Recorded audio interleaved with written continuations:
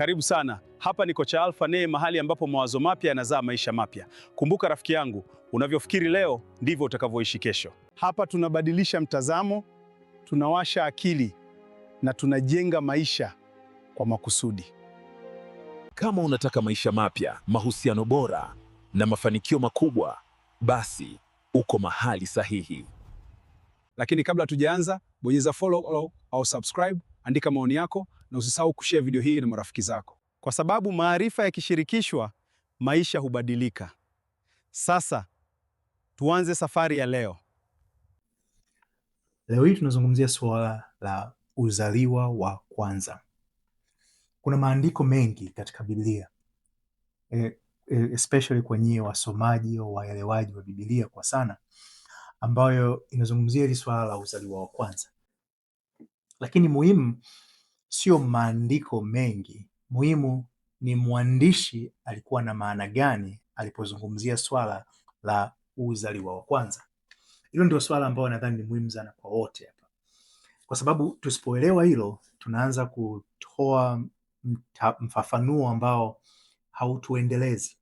Na ili mazungumzo yamekuja baada ya kuwa na mazungumzo na mtu hivi karibuni tu, akawa anazungumzia, actually ilianza mazungumzo na mdogo wangu mmoja, akasema, unajua kaka, wewe ni mzaliwa wa kwanza na kwa sababu mzaliwa wa kwanza wewe ndio umefungua mlango, unatakiwa tufungulie milango wote. Nikamwambia, wewe achana na hayo mambo aliyokufundisha mkimbie. Akaanza kunielezea, akasema amesoma vitabu, sijui mchungaji huyu, sijui mtumishi yule na nani. Nikamwambia, mimi simjui mtumishi huyu au yule, simjui mchungaji huyu au yule. Nachojua ni kwamba mafundisho haya yana maana gani, na ndio maana nikamwelewesha. Akasema nilipotea. Kwa nikaona kuna umuhimu na mimi labda kuliweka hili swala katika ufumbuzi ambao wengi ambao tumeshindwa kulielewa hili jambo tukalielewa vizuri. Lakini ili kuweza kulipa ufafanuzi wa kutosha, ningependa tuende shule kwanza, nikimaana kwa kwamba tuliangalia hili jambo nje ya jinsi maandiko yalivyo. Biblia haikuandikwa na Mtanzania. Biblia haikuandikwa kutokana na mazingira na maisha na utamaduni na desturi za Kitanzania au desturi za Kikenya au desturi za Kiuganda au desturi za Kirwanda na nchi zote zinazozungumza Kiswahili. Kwa maana hiyo kwamba kwa sababu tu imeandikwa Kiswahili na wewe unaweza kusoma, haina maana umeielewa. Ni muhimu hicho. Mfano, kuna kipindi cha maisha yangu nilikuwa na matatizo. Katika matatizo hayo nikajikuta ilibidi nijifunze sheria, na nilipoanza nikajikuta ninasoma sheria inasema hivi, lakini kuelewa kinachozungumzwa sio kwa uelevu wa kuwa kwamba nimesoma na elimu. Kuelewa ile neno lilivyowekwa pale linamaanisha nini kutokana na mazingira yaliyofanya lile neno liandikwe. Ni muhimu mno. Na nikajifunza katika sheria, nikajifunza kwamba sio tu kwamba unasoma kiholela, usivuke barabara. Je, imesema barabara gani? Imesema wakati gani? Yaani kuna vipengele ambavyo vinabidi uvichambue nje ya neno lilivyoandikwa. Na saa nyingine nilikuta kuna sheria, hata hizi ni sheria za Marekani, ulikuwa ukiangalia sheria, lakini ile sheria historia yake ni Uingereza, na ile historia ya sheria ya Uingereza imetokana na maandiko fulani ya aliyekuwa mtawala wa Uingereza, King Henry whatever, alitakuwa ni title yote aliyokuwa nayo. Kwa hiyo sasa ukajikuta nilikuwa nasengea unapitia au unafafanua sheria ili kupata ufahamu ambao ile sheria na yale maneno yaliyowekwa ndani ya kile kipengele cha sheria inabidi uende ukaangalie historia yake. Na kwa sababu hayupo King Henry ambaye tunaweza tukamwangalia mfalme Henry, kumwangalia kwamba alisema nini tukamuuliza, kwa inabidi uangalie alivyokuwa anavyoitumia, ikawekwa ikawa pati na sheria ya Uingereza, ilitumika vipi enzi hizo, sio leo hii, enzi hizo. ili uweze kupata ufahamu, je, ilivyoandikwa leo katika nchi ya Marekani ingekuwa na maana gani kutokana na wakati huo. Kwa hiyo uchambuzi wa neno la Biblia au maandiko hayo hauko tu pale kwa sababu mtu amesoma, na mara nyingi watu wanaposoma wakatoa uchambuzi wao unakuwa umepungukiwa. Sasa kuna maneno mimi nitayazungumzia, siyajui, nitasema mfano, kuna neno linasema ningefanya hiyo homework kabla sijaja hapa labda, lakini kwa Kiingereza nitakisema au Kizungu inasema kwamba the letter kills but the spirit gives life. Kwa hiyo ningesema letter, sijui tungesema, lakini ina maana lazima uangalie lile neno kiroho nje ya jinsi lilivyoandikwa. Sasa kiroho Kiswahili kiroho na spirit Kiingereza papo panaweza kawa leta utata. Ukivichanganua tu kwamba umefafanua kiroho ndio spirit, ukaachia hapo ukaanza kuzungumza, utapotea. Lazima uende ukasema kiroho hiyo spirit, kwa sababu lazima ufafanue spirit, kwa sababu basic word or root word au kile kigezo ni spirit. Kwa lazima uanze kufafanua spirit maana yake ni nini.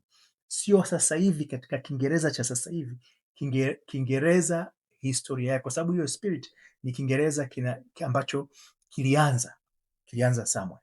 Kwa inabidi uende ukaangalie ilikuwa na maanisha gani, alafu ukishapata ile maana ya kule, ndio unaweza ukapata maana yake kiroho, maana yake nini leo hii katika Kiswahili au katika lugha ya Kiswahili.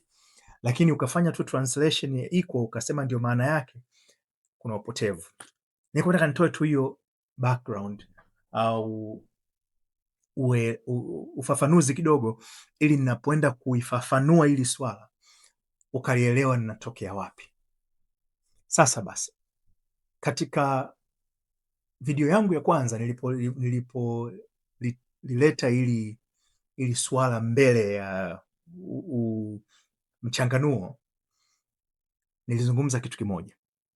Nikaambia kitabu cha kitabu cha au barua ya kwa Galatians, Galatia, sijui ndio Kiswahili kinasema, kimeandikwa kwamba nadhani ni 2:6 inasema kwa Mungu hana upendo. Yaani hana mmoja wa kusema, sio hana upendo, Kiswahili hapo nimechanganya. Mungu hapendelei mtu. Asemi kwamba huyu mzuri, huyu sio mzuri. Ingawa kuna maandiko yanasema Mungu aliwatenga wana wa Israeli kama uzao wake wa kwanza.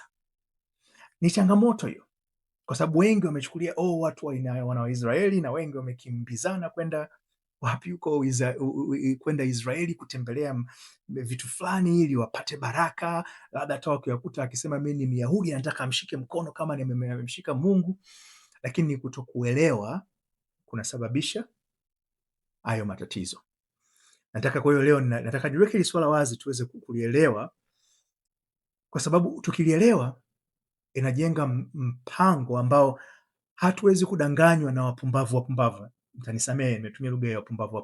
Kuna wapumbavu wanawafundisha watu, unaangalia kwenye sema, sasa wewe unakanyaga ardhi, unasema tunamkanyaga shetani. Yuko wapi huyo unayemkanyaga? Mbona simuoni?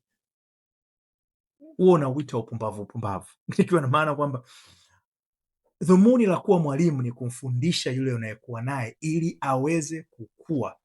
Sasa unapomfundisha unasema hiki kitabu ni cha unamfundisha mtu aweze kuwa na uwezo wa kiroho ambao utamwezesha kuishi maisha zaidi vizuri, basi tumia muda kidogo uweze kumwezesha apate ufahamu ambao utamwezesha kuendeleza maisha yake. Sasa kikanyaga ardhi akasema namkanyaga shetani, maendeleo yako wapi? Na tuna watu wa maana ambao wanaenda wanakanyaga ardhi, tunamkanyaga shetani. Sasa hii ardhi ndio tunayotembea kila siku, hii ardhi ndio tunachimba madini, hii ardhi ndio tunaweka mbegu, tunavuna mazao, tunakula, wanyama wetu wanakula. Sasa leo tunamkanyaga huyo shetani. Yuko wapi? Yuko kwenye ardhi. Na maana sisi wote tunaolima, tunaochimba madini, tunaofanya vitu vyote humu ndani ya ardhi tunamfanyia shetani. Yani saa nyingine unashangaa tunasema hawa watu yani sijui tumekuwaje. Lakini kwa sababu kuna Biblia inasema kuna watu vipofu wanaongoza vipofu. Na ndio maana nimeamua kulifanya hili somo, kuliweka wazi ili kuondoa upofu. Kama umechukia shauri yako, mimi sijali. Kwa sababu chukia ile kwamba unasema mchungaji wangu amesema. Je, swali nakuuliza, hayo ambayo amekufundisha mchungaji wako, je, yamekuongezea kiasi gani katika yani uwezo wako wa maisha umeongezeka vipi? Maana mimi nakumbuka nilivyokuwa enzi hizo tunaenda shule, enzi miaka zamani, naenda pale, mimi nilikuwa nasoma, nimesoma shule, nimesoma sekondari Jitegemee, nikasoma high level Shaban Robert form 6 na 7 I mean form 4 I mean 6 and 7 I mean mix it up there. Lakini tulipokuwa tunaenda, mfano nasoma mimi nilikuwa nasoma form 6 ile na baada ya form 4, 5 and 6 tulikuwa tunaenda tuition, tulikuwa tunaenda Jangwani, lakini tunaenda Jangwani kwa walimu fulani, na sababu tulikuwa tunaenda kwa wale walimu kutufundisha, kwa sababu wanajulikana, akikufundisha anakupa ufahamu ulio juu zaidi ile unaopata darasani, na ule ufahamu unakuwezesha wewe kupata kiwango kikubwa darasani mwako. Kwa hiyo uwezo wake mwalimu kukufundisha ndio base ya value ya mwalimu aliyokuwa. Anasema huyu mwalimu, nakumbuka kuna mwalimu mmoja wa biology alikuwa sio tena mwalimu, amemaliza mwalimu kabisa, amemaliza, anafanya kazi katika NGO moja. Tulienda tukakutana na wanafunzi wa biology, wale watu ambao walikuwa wanasoma PCB kutoka Jangwani, kutoka Shaban Robert, kutoka sijui Tambaza kadhaa, tukakusanyika pamoja. Tukasema sasa, sijui tulikusanyika vipi, lakini tukasema sasa kuna huyu mwalimu tumeisikia hadithi yake kwamba huyu mwalimu bwana akikufundisha umefika. Tukaenda tukamfuata nyumbani kwake, tukamuomba, alikuwa ameacha kufundisha, tukamwomba, tunaomba utupatie tuition. Akasema sina mahali pa kufundishia kwa sababu mimi sio mwalimu siku hizi, sitaki.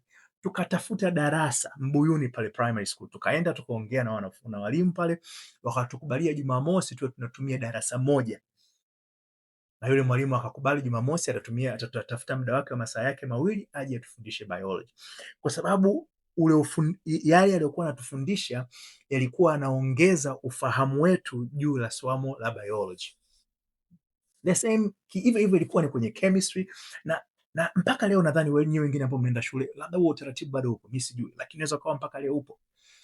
Maana yangu ni kwamba wewe muite mtumishi, muite mchungaji, mtukufu, muite jina unaotaka kumuita, ni jina ambalo anataka aitwe, kwa hiyo mpe heshima yake. Lakini swala wewe using'ang'anie kwa sababu ni mtukufu, sijui ni mtumishi, sijui ni mchungaji, sijui ni mpendo wa Mungu. Vyote hivyo havina maana kama ufundisho wake haujaweza kubadilisha maisha yako. Na kama haujabadilisha maisha yako, lazima ujue swali, ni mimi nashindwa kulielewa na kutumia vigezo ambavyo ninapewa au mafunzo ninayopewa kuweza kuleta mabadiliko katika elimu ya ufahamu wangu na maisha yangu. Kwa sababu katika group la wale ambao nimekuambia tulikutana, kuna wengine tulifeli. Mimi nilifeli, sijui ilikuwa ni nadhani sikupata A kwenye biology, sikupata A kwenye chemistry, lakini kulikuwa na walimu wazuri. Kwa hiyo tatizo lilikuwa sio walimu, kwa sababu wengi ambao walienda pale, kuna wengine walipata A, lakini at least nilipata grade ambayo ni nzuri kuliko ambao nisingekuwa na yule mwalimu. Kusema hilo sasa, nazungumza kwa wale, kwa sababu kuna wengine katika mazungumzo yangu mengine wamesema mimi mtumishi wangu sijui amesema. Mimi sijakuuliza mtumishi. Ni kama unataka kumsikiliza mtumishi wako, basi usisikilize hili, uendelee kumsikiliza mtumishi wako, kwa sababu mimi nilikuwa naenda shule kama na wale wenzangu tulioenda kwenye tuition, hatukuwa na matatizo na mwalimu wetu wa darasani, lakini tulitaka ufahamu zaidi ya yale ambayo mwalimu wetu wa darasani anatufundisha. Na saa nyingine huyu alikuwa anatufundisha kwenye tuition, alitufundisha vitu ambavyo vilikuwa vinatuchallenge au vinatuletea changamoto zaidi ya yale ya darasani. Hatukumsema huyu mwalimu anatufundisha tuition kwamba ni mbaya. Tuliendelea kwenda ili tupate ufahamu zaidi na kukuza elimu yetu. Na hapa nataka nikuongeze tu uwezo wako wa kuelewa mambo na uwezo wa kubadilisha maisha yako.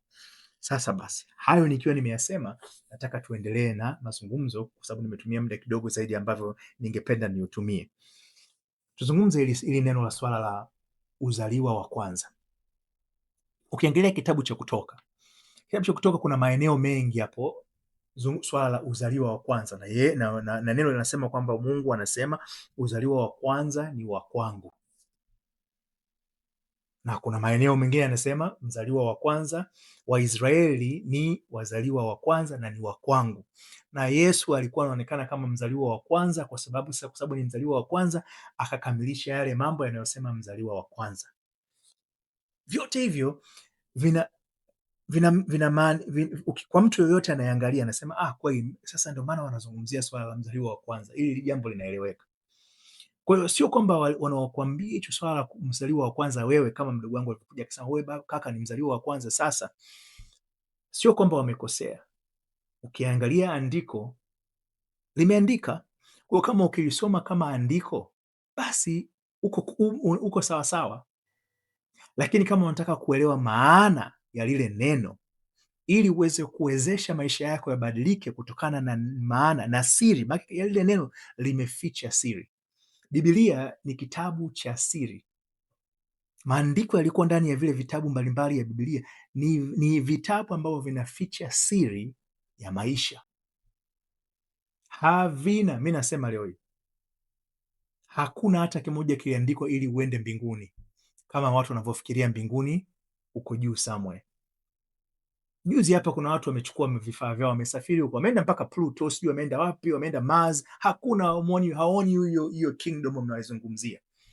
Sasa iko wapi? Iko nje ya Mars? Iko nje wapi huko? Mbinguni inayozungumziwa, Yesu alisema mtu akikwambia huko inakuja sijui iko wapi, basi mkimbie, huyo amechanganyikiwa. Ufalme wa mbinguni uko ndani yako, sijui ndani yako hapa popote pale, lakini uko ndani yako, ndio maana yake.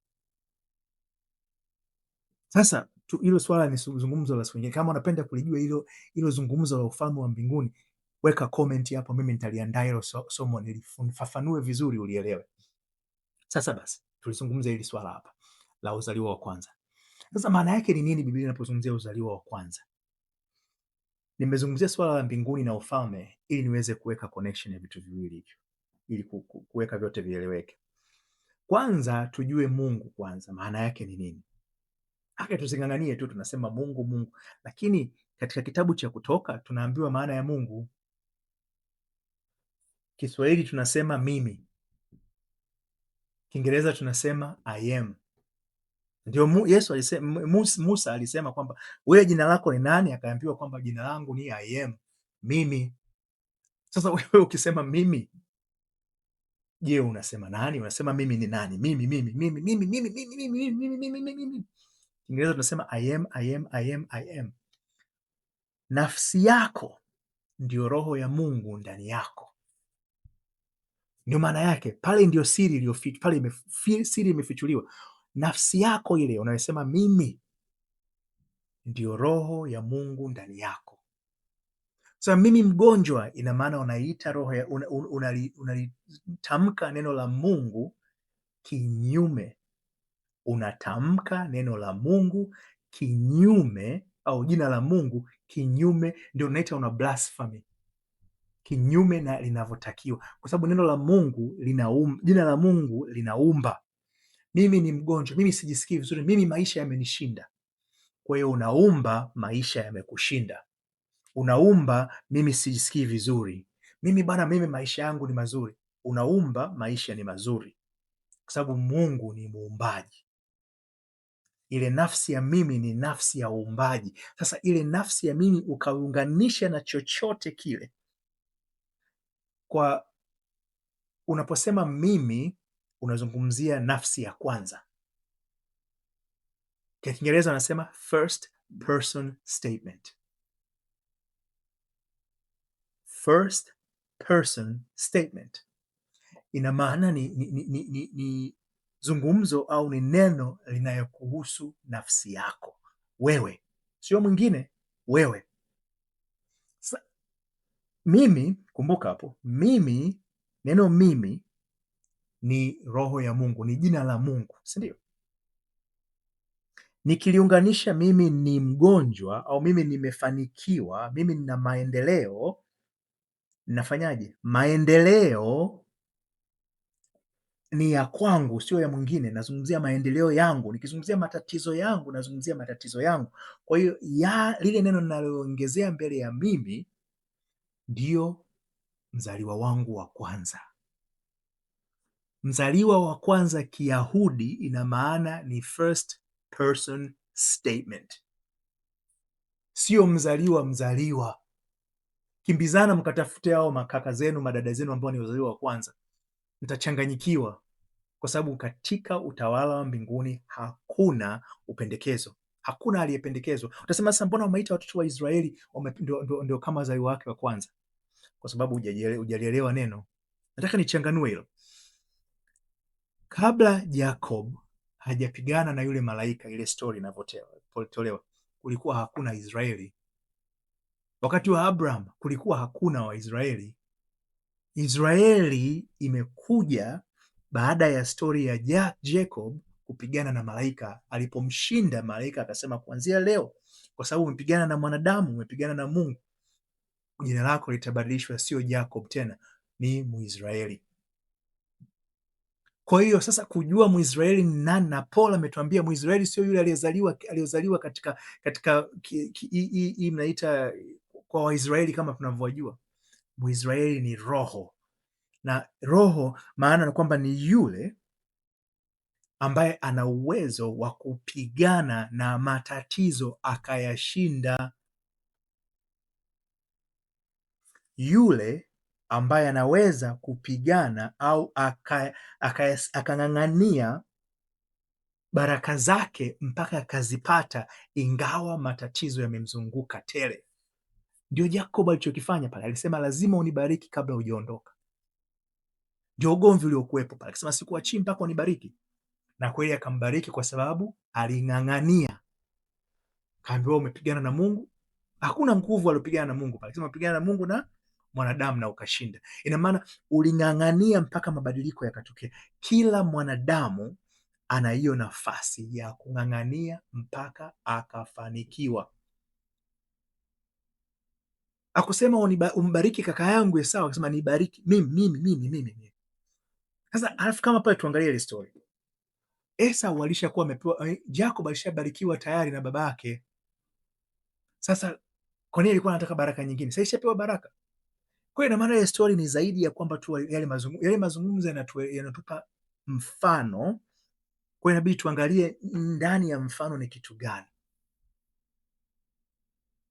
Kwa hiyo sasa ukiangalia ndani unajikuta pale anapozungumzia Waisraeli sio watu wanaokaa Israel, Gaza huko wapi.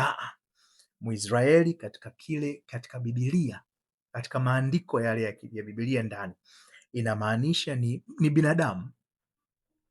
Na kwa sababu kila binadamu ana nafasi ya kuweza kila mwanadamu ana nia. Ile nia ukaiweza ukaing'ang'ania nia mpaka ikakutoa pale ulipo leo hii, basi wewe ni Mwisraeli. Ndio maana yake. Na kwa nini Mwisraeli anakuwa ni mzao wa kwanza? Kwa sababu nia ukiwa nayo ukasema hii nia ni ya kwangu mimi, nia yako ni kuwa na maisha mazuri. Kuna kipindi mimi nilikuwa na matatizo ya kifedha, mambo yalikuwa yamenibana, kila nikikanyaga huku kuna hela unadaiwa, huku unadaiwa kule, yani madeni yamekaa kila mahali, yanagonga, wanapiga matarumbeta, wengine madeni mengine yanapiga matarumbeta, mengine yanapiga honi, mengine yanapiga gwaride. Kwa hiyo unazunguka unasema my God, sasa nitaishije madeni kila mahali? Afu vitu havikai sawa. Nikaenda bwana huko, nikaja huko Tanzania, nikaombewa makanisa, kuna watu wakaomba kana wakasema roho yako imefichwa sijui katika kijukuu gani huko, watu wakaomba, wakafunga, wakavunja, mambo ya kubadilika. Lakini nilipojifunza hili neno la mzaliwa wa kwanza sikuhitaji hata maombi la mtu mmoja, ndio siri yake. Sikuhitaji mafuta, sikuhitaji mpako, sikuhitaji mtu sijui ana upako. Hakuna mwenye upako. Usidanganywe ndugu yangu, usidanganywe. Huyo unayemsema ana mpako ameshikilia nia yake, ameing'ang'ania, akasema hii nia itanitoa hii. Sasa yeye ndio anamaanisha Uisraeli, uwezo wa kung'ang'ania nia mpaka ile nia ikakutoa. Sasa mimi nilikuwa na nia ya kutoka kifedha, niwe na uchumi ulio unaopendeza, niweze kuendeleza familia yangu vizuri. Kwa hiyo nikaing'ang'ania nia ya kwamba na uwezo wa kifedha unaotosheleza na zaidi ya mahitaji yangu.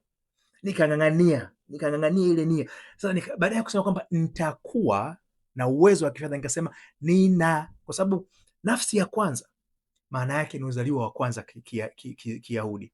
Kwa hiyo nikasema mimi nina mafanikio. Mwingine anasema nimefanikiwa. Nimefanikiwa mimi ina maana ni mimi. Sasa lile neno la kufanikiwa lina maana nina au nime inamaanisha mimi. First person statement. Fanikiwa ndio hiyo nafsi, nia ya kufanikiwa. Nikiweka nikasema mimi ndio mwenye hiyo nafsi, ni ya kwangu. Mimi ndio huyo mfanikiwa mwenyewe.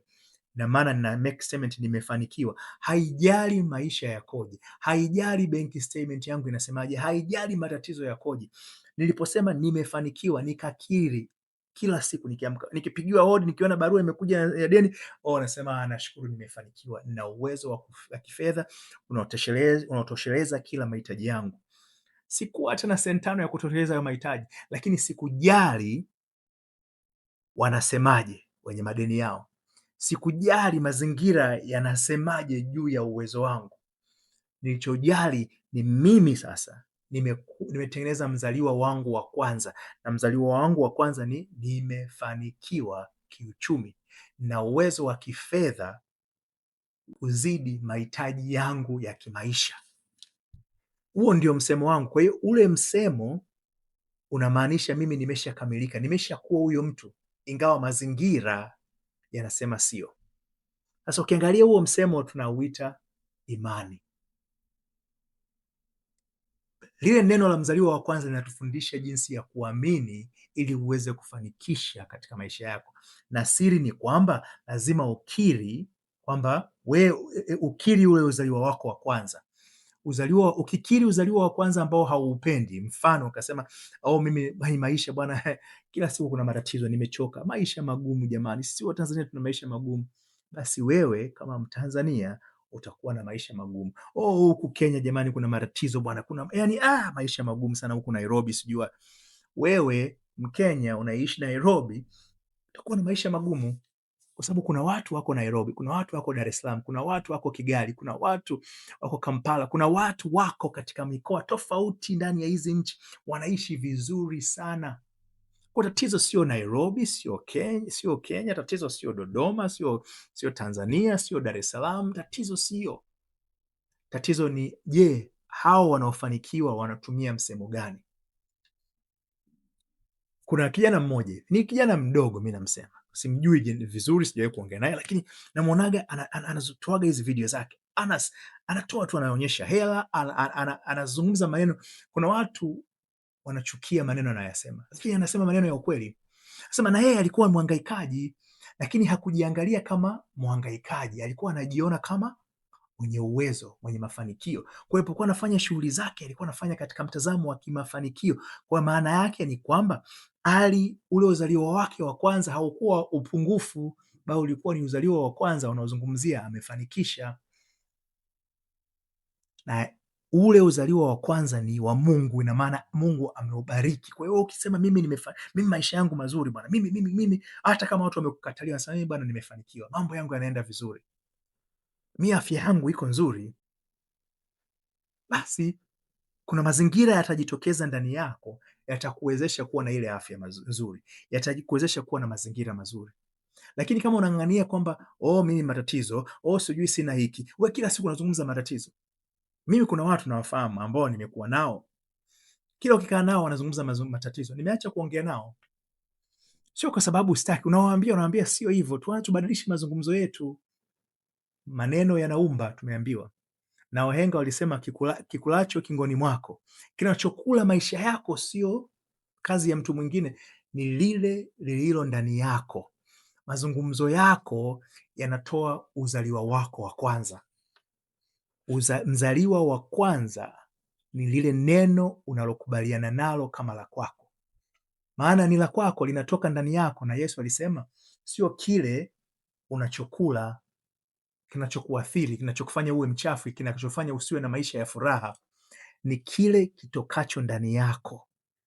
Kitokacho ndani yako ni kile unachosema mimi ni, mimi ni, mimi ni. Kile kitokacho ndani yako ndio uzaliwa wako wa kwanza, na ndio neno linatufundisha hapo. Ukasoma maneno yote hayo, sijui kwenye kitabu cha Luka, sijui cha Colossians, sijui kitabu cha Waibrania, sijui cha Romans, vyote hivyo, kitabu cha Kutoka, cha Mahesabu, cha Sheria, yote hayo ukiangalia yanazungumzia kitu kimoja, uzaliwa wa kwanza, ikimaanisha kwamba ni kile ambacho unajiunganisha nacho kwa kusema mimi, mimi, mimi, mimi maisha, mimi ni hivi, mimi ni vile. Mimi bwana, nilikuta mfano, nataka tu atoa sheria hapa, ni share tu hadithi moja. Miaka ya nyuma hapo, nilisema nilikuwa na biashara zangu zimekuwa tu huko Marekani, nafanya mambo ya real estate, natoa mikopo ya nyumba. Sasa nikasema sasa ningependa kupeleka hii biashara tukaifanya Tanzania. Kwa nini si tu ifanyike tu hapa? Kwa nini tusifanye Tanzania, watu wakaweza kufanikiwa katika hilo? Mimi na ndugu yangu bwana mzuri, tumefanya naye biashara nyingi, nikarudi Tanzania hapo, tukaanza biashara kwanza kutengeneza hizi system, nikafanya vitu vingi, lakini ndani yangu katika mahangaiko yote kuna watu walikuwa wananiambia usiwaamini wa Tanzania. Sasa huyo aliniambia hivyo ni Mtanzania na mimi ni Mtanzania, anasema bwana, wa Tanzania huwezi kuwaamini, wazembe sana, hawapendi kufanya kazi, wavivu. Yeye ndio mtazamo wake aliokuwa nao alivyokuja kujaribu kufanya biashara Tanzania. Kwa amesema Watanzania wavivu, wazembe, hawataki kufanya kazi, yani hawafanyi kazi ili kwa kusema kwamba nafanya kazi, wakajivunia kazi anayoifanya. Anataka afanye kidogo apate kikubwa. Ndio alichoniambia huyo mtu. Sasa mimi nimemsikiliza kwa sababu yeye ameshakuja, alitangulia kuja Tanzania na kufanya biashara. Mimi sijawahi kufanya biashara Tanzania mpaka kipindi hicho, ndio mara yangu ya kwanza, kwa sababu nimekuwa Tanzania lakini nilikuwa nasoma. Nimeondoka Tanzania baada ya kumaliza form 6. Kwa hiyo sijawahi kufanya biashara, kwa hiyo sijui biashara zinafanywaje Tanzania. Sasa ambaye ameshafanya, nikamuuliza, ndio ananipa huo ufahamu kwamba Tanzania bwana, huwezi ukawaamini wafanyakazi, inabidi uangalie kila hatua. Akanipa mfano, ndio maana Wahindi wanakaa wanawachunguza, wanafuatilia mfanyakazi kila mahali anapoenda, kwa sababu wanataka kuiba. Sasa mimi nikawa ndio huo ufahamu na nia ya kufanya biashara nyumbani, kuleta maendeleo nyumbani, lakini ndani yangu kuna mazungumzo ambayo nilipewa, na yale mazungumzo yako ndani yangu. Nasema Watanzania huwezi ukawaamini. Watanzania sijaona hicho, lakini ndio ambacho mimi nilikuwa nakizungumza. Kwa nikutana na partner, nikafanya naye biashara. Kuna partner ambao walikuja wakaniambia, bwana Alpha, bwana wewe unaofahamu, tumeona mambo yako yamekaa. Kwa hiyo sasa wewe usilete utaalamu wako hapo, tukajenga biashara zetu hapa Tanzania. Unafanya biashara wazuri sana. Akasema okay, tufanye hivyo, hamna tatizo. In fact hata sitamtaja mfanyabiashara mkubwa sana hapo Tanzania, marehemu sasa hivi, kama wanavyosema, Mungu aendelee kutunza roho yake, ampe amani. Huyo baba ni baba mkubwa sana, ni mtu ambaye anaheshimika, amefanya biashara kubwa mno Tanzania katika kila level. Siku moja nilikuwa katika mkutano mmoja na Mheshimiwa Kikwete, alikuwa ndani, nikazungumza swala moja, akanifuata huyo baba mtu mzima tu, akaniambia, bwana sikiliza mzee kijana, mimi nakupa hii namba yangu, hii business card yangu, lakini namba yangu ni hii ya kwenye kadi, usijali. Nampa kila mtu hii kadi, lakini wewe nakupa namba yangu personal, nataka kuzungumza na wewe. Uliozungumza pale sijamsikia Mtanzania akizungumza swala la kibiashara jinsi ulivyoliweka, umelichambua vizuri. Tumekaa pale na rais tunalizungumza, lakini ulivyolichambua, umelichambua vizuri. Kwa hiyo unasema sasa nimekuja hapa na hizi connection, lakini ndani yangu nina maneno yale, Watanzania huwezi ukawaamini. Na nimefanya biashara na Wakenya hapa Marekani, na wenyewe kuna Wakenya wananiambia, ukifika Kenya huko watakuibia tu yao. Kwa hiyo nina maneno ya Kenya na Tanzania, Na wengine mfahamu rafiki yangu kijana mmoja alifanya kazi ofisini kwangu ni Mganda, anasema Waganda bwana achana nao. Kwa hiyo nina maneno ya East Africa, kila mtu ana maneno yake. Na yote yako kichwani mwangu hapa. Kwa hiyo katika mimi nasema mimi bwana wa Tanzania, nasema wa Tanzania uweze kuamini. Kwa hiyo ina maana lile swala usiwaamini ni uzaliwa wangu wa kwanza kwa Wakenya. Uzaliwa wangu wa kwanza kwa Wakenya utaibiwa ukienda Kenya. Wa Tanzania usiwaamini sana. Nairobi, yani Uganda, kwa hiyo na uzaliwa wa kwanza katika kila mahali. Mtazamo wangu juu ya watu fulani ndio uzaliwa wangu wa kwanza, na kwa sababu nimeunganisha ule mtazamo na mimi. Inaweza ikawa ni kweli kwamba wao ndio wanavyofanya hivyo, lakini kwa sababu mimi nimeuweka katika akili yangu, nimekubaliana na mazingira kama ni ya kwangu. Sasa kwa kufanya hivyo ikatengeneza mtazamo. Watu ambao nilikuwa nafanya nao biashara Tanzania zikakwama, biashara nzuri kubwa zilikuwa zina maendeleo kabla sijaja mimi wameniita niweze kuziongoza zipanuke, na tulikuwa tuna mipango, kila kitu kimekaa sawa, zinapanuka, lakini zikaharibika kwa sababu nina mtazamo ambao ni mzaliwa wangu wa kwanza unaosema usiwaamini au wavivu. Hivi vitu hivyo vikaleta matokeo sawasawa na mtazamo wangu, na kwa sababu uzaliwa wangu wa kwanza, Mungu hajali wewe uzaliwa wako wa kwanza ni mzuri au ni mbaya. Anakufundisha kwamba uzaliwa wa kwanza ndio utaofungua mlango, ndio utakaotoa matunda sawasawa na mtazamo wako. Mtazamo wako ndio uzaliwa wako wa kwanza. Nikaenda Nairobi hapo, tumefanya biashara bwana, watu wakaniibia. Biashara imekaa vizuri, tunaenda mpaka dakika za mwisho kugundua tumeibiwa. Yale sawasawa na mtazamo niliokuwa nao. Nilifanya kila hatua kuhakikisha hakuna aibiwa, lakini kila hatua tulikuwa tunaifanya, nilikuwa naifanya ili kuogopa nisiibiwe. Na maana kuibiwa ilikuwa ni mzaliwa wangu wa kwanza. Nairobi, Kampala nikaenda, kuna shughuli nilikuwa nimeifuatilia. Sikuibiwa, lakini nikayakuta matunda sawasawa na yale ambayo nilikuwa ninayategemea. Mtu atasema sasa tofauti ni sikuwa nategemea hivyo. Ndio walivyo hao. Kuna mtu ameenda Nairobi kafanya biashara kafanikiwa. Sasa kama mimi sikufanikiwa, nikaibiwa, mwingine hakuibiwa, ina maana mtazamo wangu ambao ndio mzaliwa wangu wa kwanza amenipa matunda sawasawa na ule uzaliwa niliokuwa nao. Kwa hiyo leo hii unapokaa pale unaangalia maisha yako, kama unataka kuamini kuna uzaliwa wa kwanza, huo ni uvivu, na shauri yako, kaa nao, endelea nao, wala siwezi kukunyang'anya. Lakini kama unataka kujaribu kubadilisha maisha yako, anza kuangalia misemo yako. Kama msemo wako unasema mambo ni magumu, ndiyo mambo ni magumu, lakini kuna watu wamefanikiwa. Sasa ukiangalia lugha zao ni tofauti. Wewe badilisha lugha yako, tengeneza mzaliwa wako wa kwanza awe sawasawa na mtazamo wako. Kwa hiyo zungumza kwamba wewe umefanikiwa, zungumza wewe una maendeleo, zungumza wewe kwamba maisha ni mazuri. Mimi nilipobadilisha msemo wangu wa mzaliwa wangu wa kwanza, mambo yakaanza kubadilika. Nikaanza kuona vitu vinafanikiwa, biashara zikaanza kufunguka, hela zikaanza kuingia, kwa sababu nimebadilisha mzaliwa wangu wa kwanza. Na kuna wengine wengi nimewafundisha hii. Nafundisha haya masomo, sifundishi dini. Mimi sio mchungaji, sio mwalimu wa kidini, nafundisha filosofi ya maandiko matakatifu kama mnavyoita. Hata ukiangalia Qurani na yenyewe inafundisha hivyo hivyo. Ukiangalia neno Allah, tunavyomuita Allah maana yake haina maana ya Mungu. Ukiangalia actually ancient ile wanaita etymology, uundaji wa lile neno, ukilichambua ina maana tofauti na tunavyoifikiria leo hii, lakini tumekubali secular translation ikawa ndio ya kwetu. Kwa hiyo kama unataka kujifunza zaidi ili swala, mimi niko tayari kulifafanua zaidi, maana sitaki kurudia wakati labda hauna hata nia ya kusikiliza. Unagombana mwenyewe kwenye akili yako, mchungaji wangu ameniambia, sijui mtumishi fulani ameniambia. Kwa hiyo nisipoteze muda kufundisha kile ambacho hutaki kukisikia. Unataka kuang'ang'ania umaskini hata kama kwa sababu tu mtumishi fulani amekwambia. Unataka kung'ang'ania matatizo ya maisha yako kwa sababu tu mchungaji fulani amekwambia. Lazima tuamue katika wakati fulani katika maisha yetu. Hatuwezi kubadilisha maisha kwa kuendelea kufanya yale tulikuwa tunayafanya jana. Kama unaendelea kufanya unayafanya jana, wazungu wanasema you can't expect if you wanna expect different results but doing the same thing, then you are insane.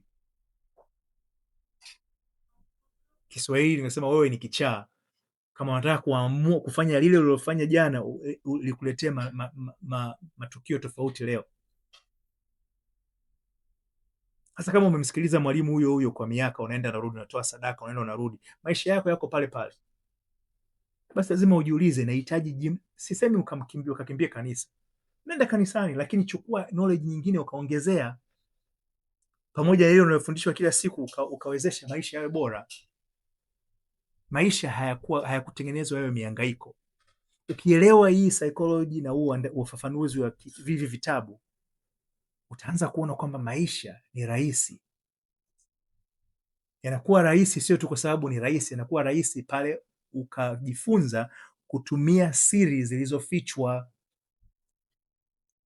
Kila mtu anafundisha neno linavyosema, lakini siri wanaziacha, na wengine wanazijua hizo siri, wanazitumia katika ukuaji wa biashara, ukuaji wa huduma zao, lakini hawafundishi wafuasi wao hizo siri, kwa sababu labda wanaogopa wafuasi wakijua watawakimbia. Lakini kweli siri hizo ukitumia, kama mfano nilikwambia, wewe endelea kukiri kwamba wewe ni kile unachokitaka.